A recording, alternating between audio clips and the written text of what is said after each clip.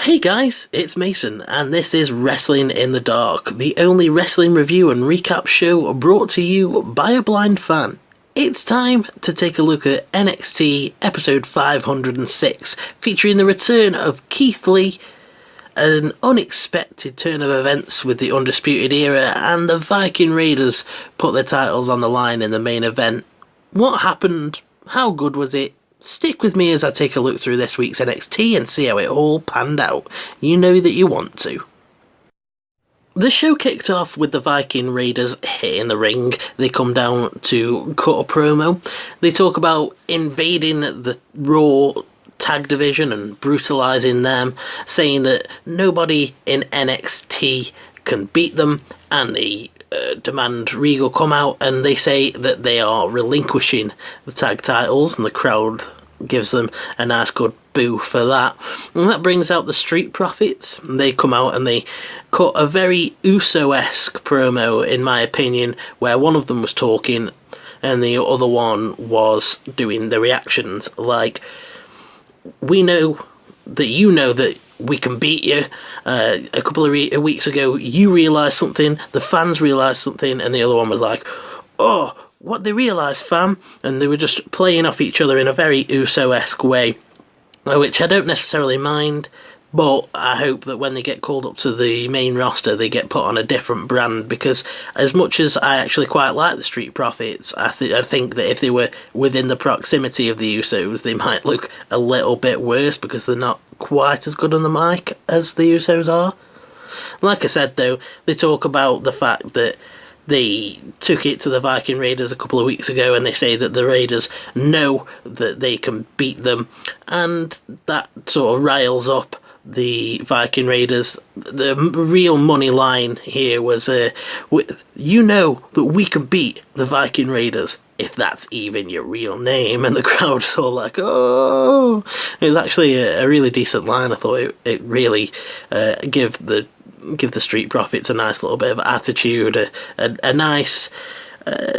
it's a joke that's going to go down well with the type of audience that's watching NXT and the people in the Full Sail crowd, because they'll have all been people that moaned about the Viking Experience name. So I thought it was a decent jab.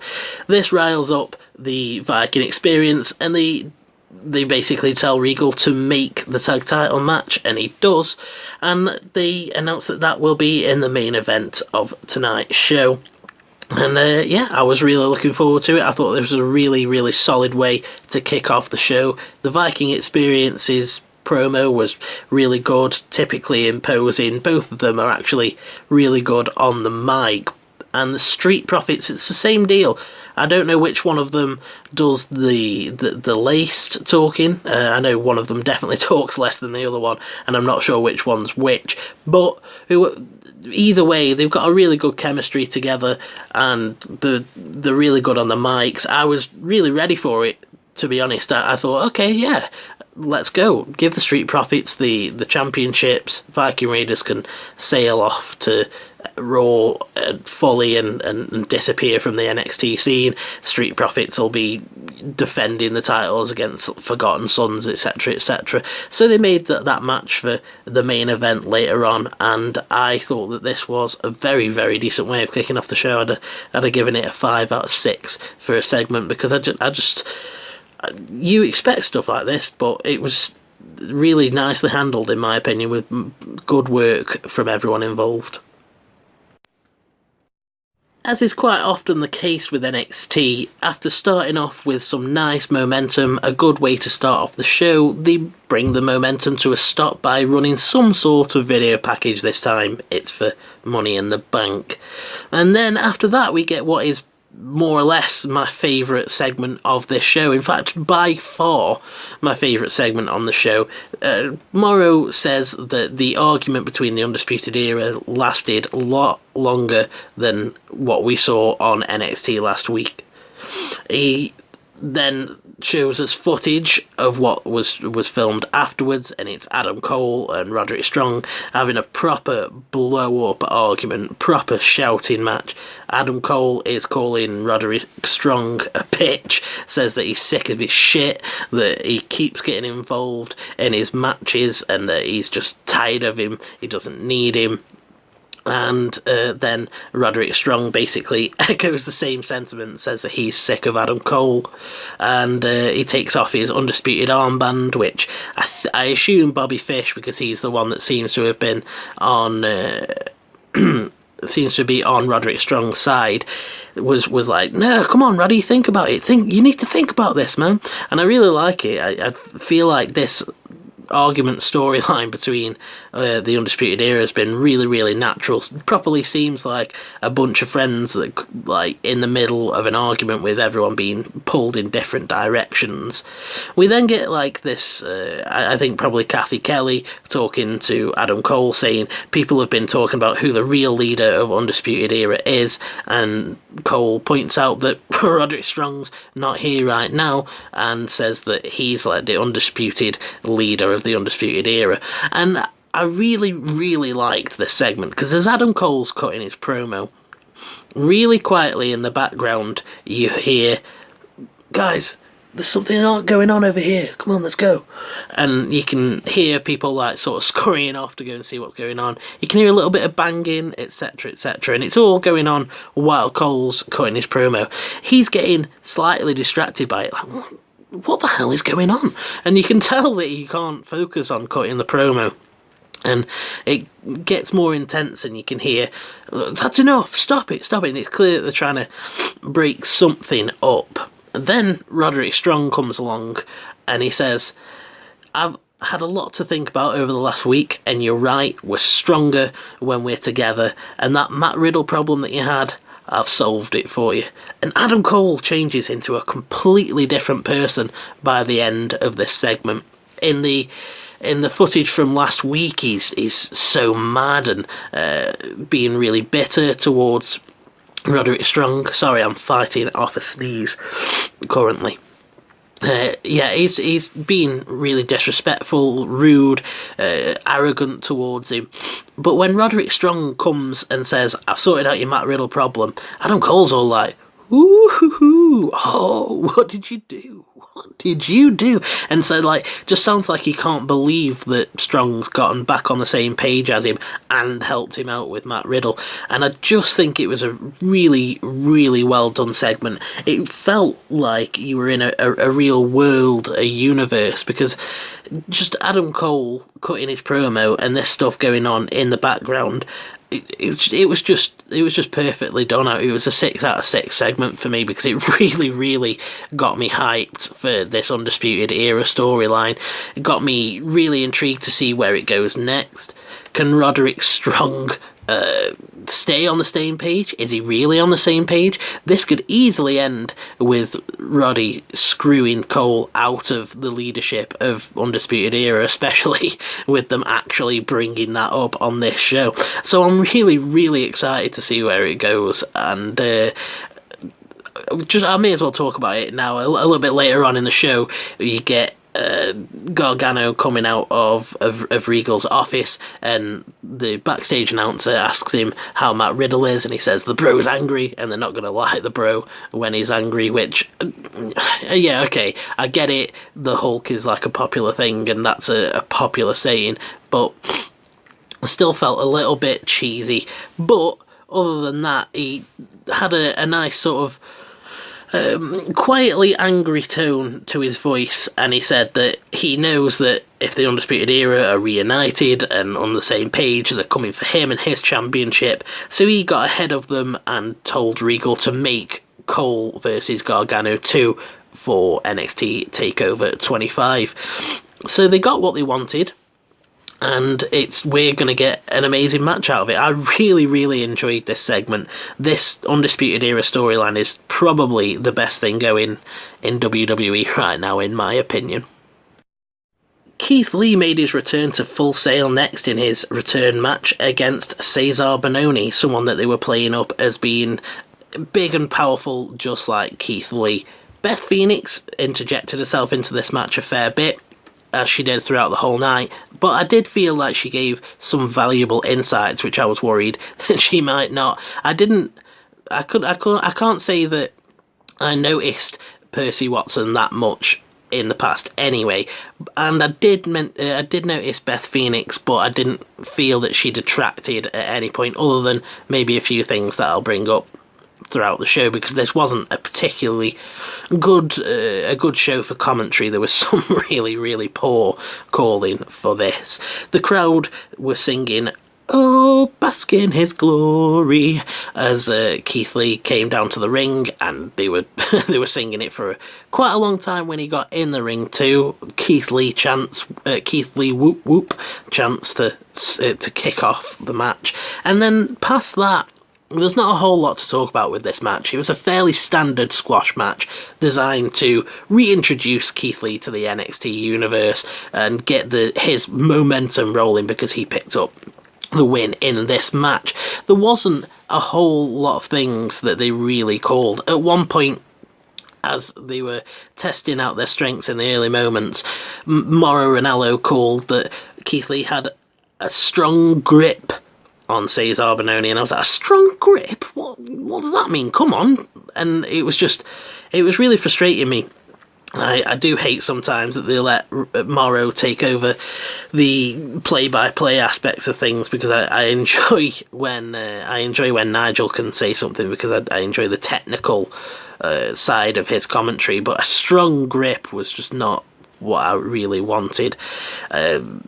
Keith Lee hit a football-style pounce at one point, and then he hit the Spirit Bomb for the win. If anyone would like to let me know what the Spirit Bomb is, that'd be really useful, because the commentary hasn't done that so far, and I'm not particularly familiar with Keith Lee. I thought it was a really decent match to just do what they wanted. It was a 4 out of 6, just basically exactly what they wanted from the match. It got the ball rolling on Keith Lee's momentum again, reintroduced him to the NXT universe.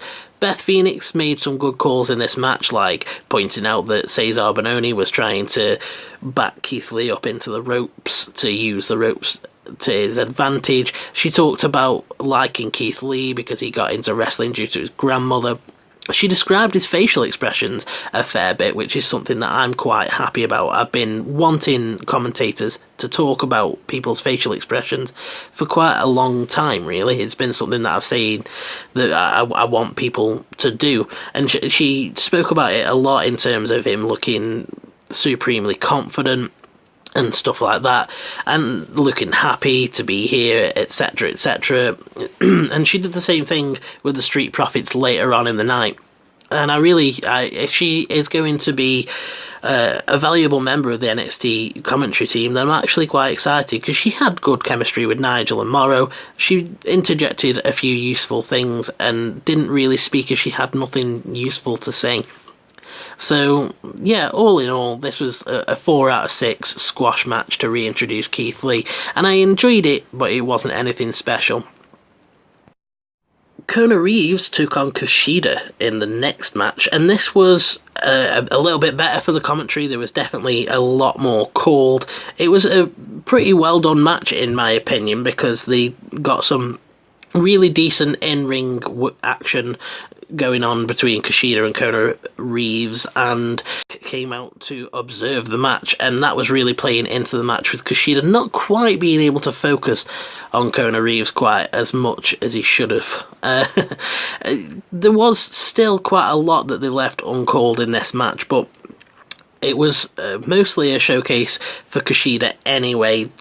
Having said that, Kona Reeves got a fairly decent spread of moves in. He hit a float over suplex at some point for the near fall. He got Kush in the corner and was hitting those forearms to the face, and he managed to break out of a hoverboard lock attempt at one point, because Kushida was distracted by Gulak. As for Kishida, he hit his springboard chops that I really like the sound of. Like, you know, you can't argue with a springboard chop. Some educated kicks is what Ronaldo called them. he was doing some arm drags and trying to keep Kona Reeves grounded with an arm bar. And that was sort of it. There was one really frustrating bit. So he hits the springboard chops and the kicks, and then he does some sort of cartwheel move. He really picked up the pace here, and Mauro Ranallo sort of struggled to keep up with it, and so did I. Or actually, I don't think Mauro did struggle to keep up with it. I think I just struggled to keep up with him and didn't really manage to catch it properly. But it was some sort of cartwheel move. Then he went for a top rope move. Now he pulls off this top rope move and they don't say what it is at all. And I was just really frustrated by it. I was like, But I sort of tempered my frustration because a lot of the time if they don't call something in the match, they will show you in the replay. So the match carries on. And eventually Kishida gets that hoverboard lock and Kona Reeves taps.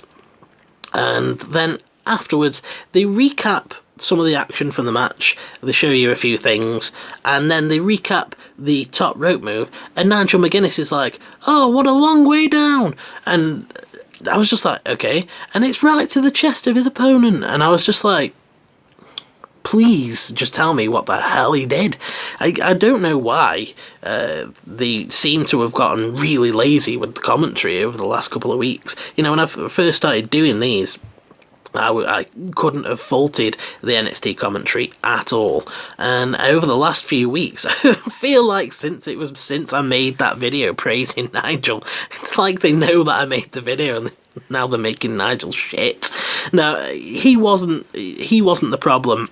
Although there is some Nigel stuff that I'm going to get into in the next match, because goddamn was some of that annoying, but he wasn't necessarily the problem, but I just don't know why they just do this sort of thing where they're just like, oh, look, what impact, what a long way down, oh, moving so fast. I don't, like, tell me what's going on, it's your job.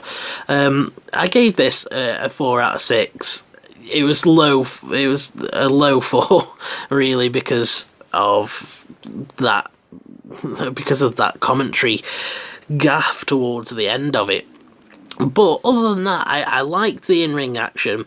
They seem to be having Kushida hit like a few moves that he's always going to hit. You know, it seems like that springboard chop is going to be a vital part of his offense, and it was a good showcase for him, and I think it was a really good way to kick off a feud with Drew Gulak, which is definitely something that I want to see. The work that I've seen from Drew Gulak in the past was really fantastic, and I think that him and Kushida could have a really good match. So I'm looking forward to seeing where that goes, and at least this got that started.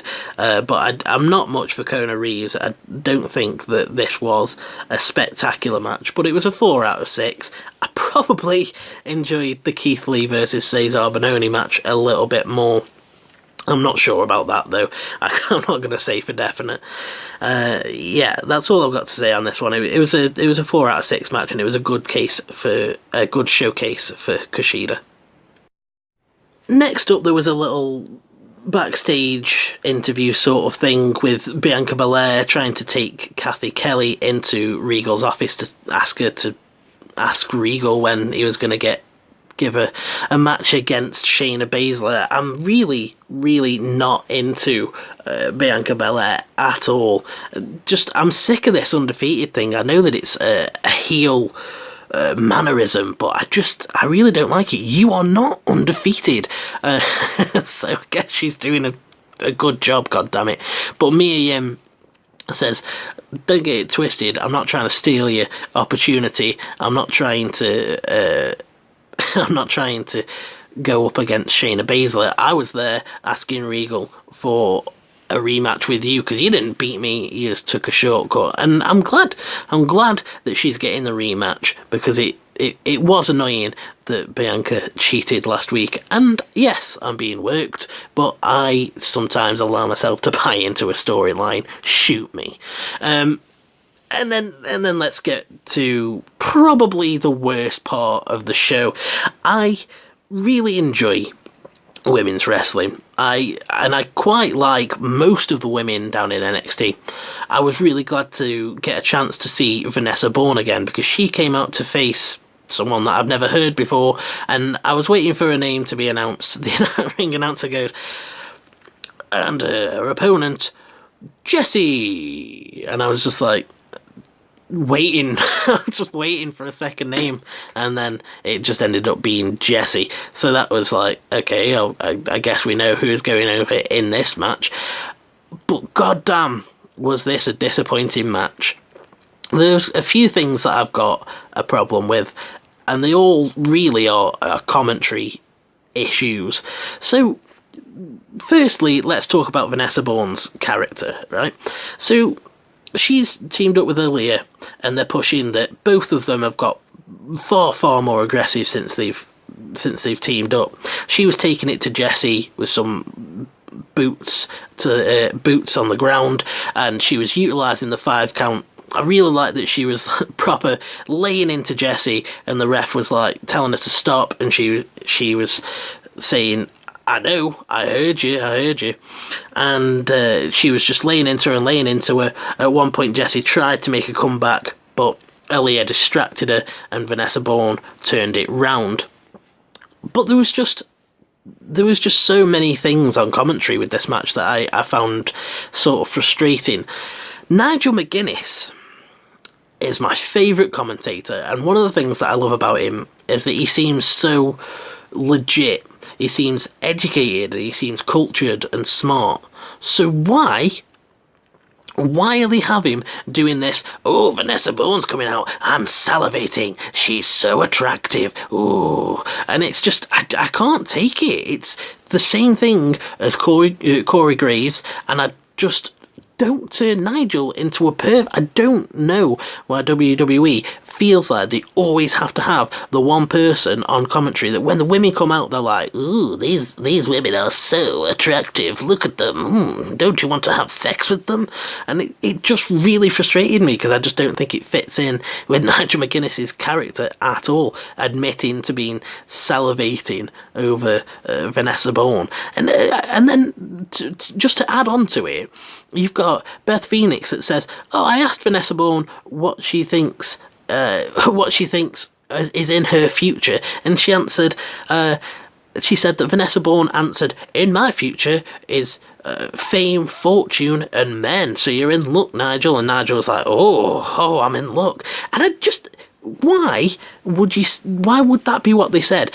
Why would they have Vanessa Bourne's character, who seems to be this tough woman that's not going to play by the rules, this heel who's hyper aggressive, that's utilising those 5 counts, and then you bring it down to, oh, I want fame, fortune, and men, because those are the only thing that women want. And it just really, really frustrated me with like that, combined with the Nigel McGuinness salivating thing, was just, it really, really frustrated me, really took me out of the match, and I just couldn't enjoy it. And then just to top things off, like to put the cherry on the shit pie, getting mad, just to put the cherry on top, when Vanessa Bourne hit her finisher, they did not call it at all. Nigel McGuinness was like, oh, beautiful, and then Beth Phoenix was like, an impactful finisher drives Vanessa Bourne's opponent into the mat, into the canvas, just like one of those paintings. And it just really frustrated me. You cannot not call the finisher of the match. It's one of the most important things in the match, is the finish. It's like reading a book and you get to the last chapter and someone's like ripped the last line out, or like the last page. It's just, it's the most important part of the match. It's literally the finish. It should definitely not be one of the only things that I missed, and they just didn't call it. So I gave this a 2 out of 6. I really didn't mind what actually went on in the ring. Think that Vanessa Bourne showed some good attitude. I'm really excited to see her and Aaliyah become a proper tag team. You've got the women's tag team division up on the main roster. When Beth Phoenix was talking about what do you hold in your future, there's so many more things that Vanessa Bourne could have said. I want to be tag team champions with Aaliyah, and we're going to be the best tag team ever. We're going to run through all the women, etc., etc. There could be any number of things that she could have said other than, I want fame, fortune, and men. And I really, really hope that Nigel drops this perviness towards her, because I don't want it. I don't want him to be that Corey Graves of the commentary team. So yeah, that was a really bad segment, and I think I was a lot more frustrated by it than I realised until I actually came and talked about it. So yeah, Vanessa Bourne versus Jessie gets a 2 out of 6 because the commentary really, really let it down. So let's get to the main event, which was the tag team title match between the Viking Raiders and the Street Profits. There was another example of good commentary from Beth Phoenix at the start of this match, as she points out that as the Street Profits are coming out, they don't look phased at all. They've got smiles on their faces and they look confident and they're playing to the crowd. And I really like that. Like I said, I enjoy that she seems to be focusing on people's body language and how they're communicating like that, because that could be a really, really integral part of the commentary for me if she expands on that and keeps doing it. Other than that, I don't have a lot to say about this.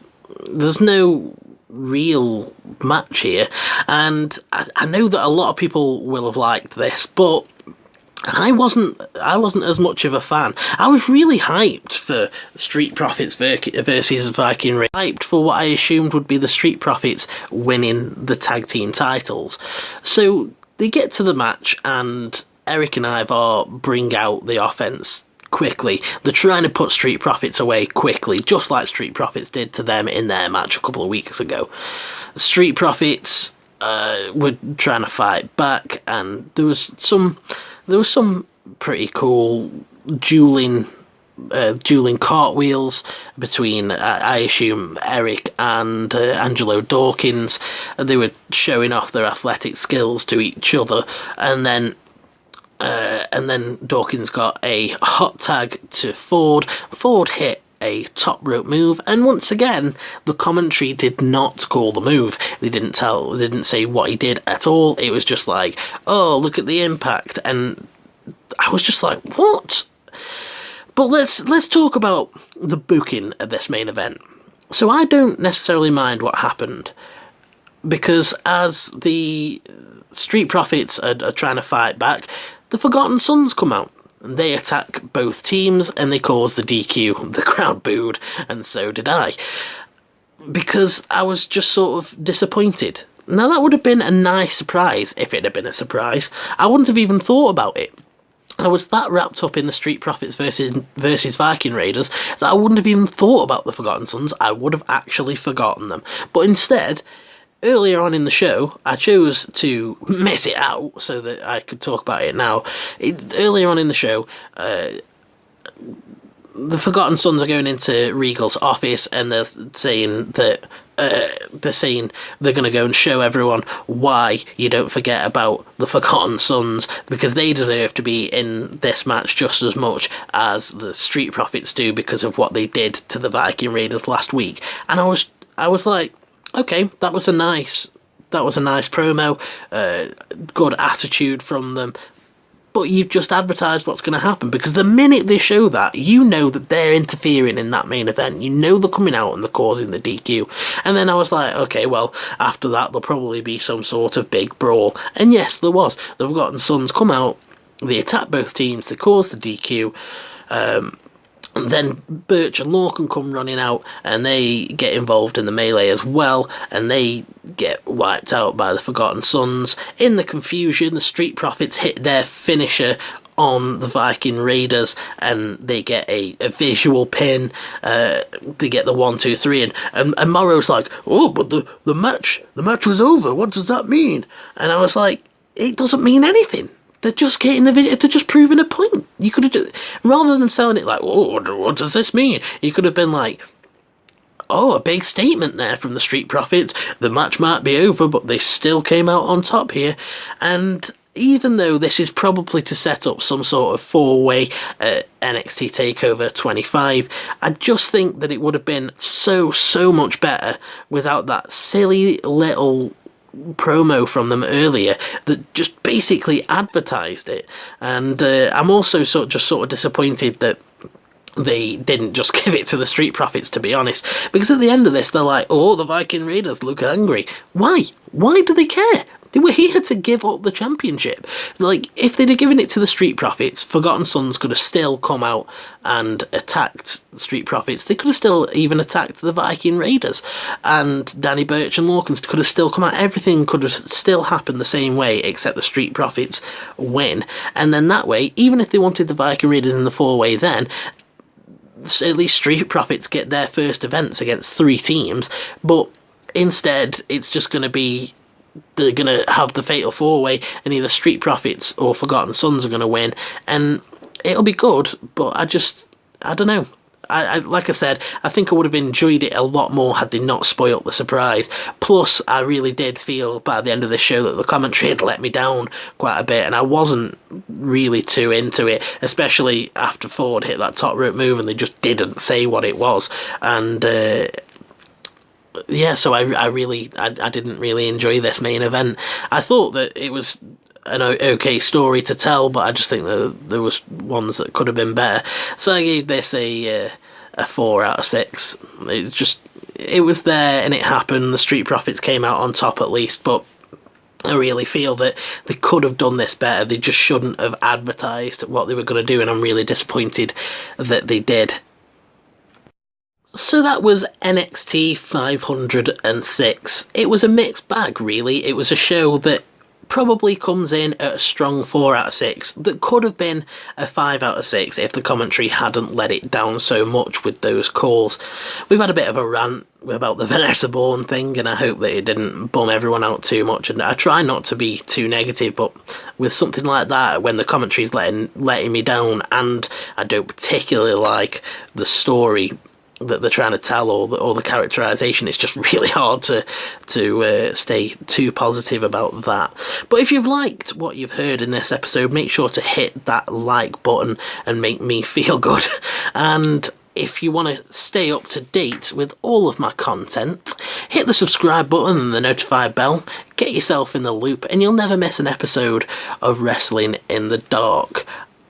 Right guys, I'm off. I'll catch you next time, and you should have a good one.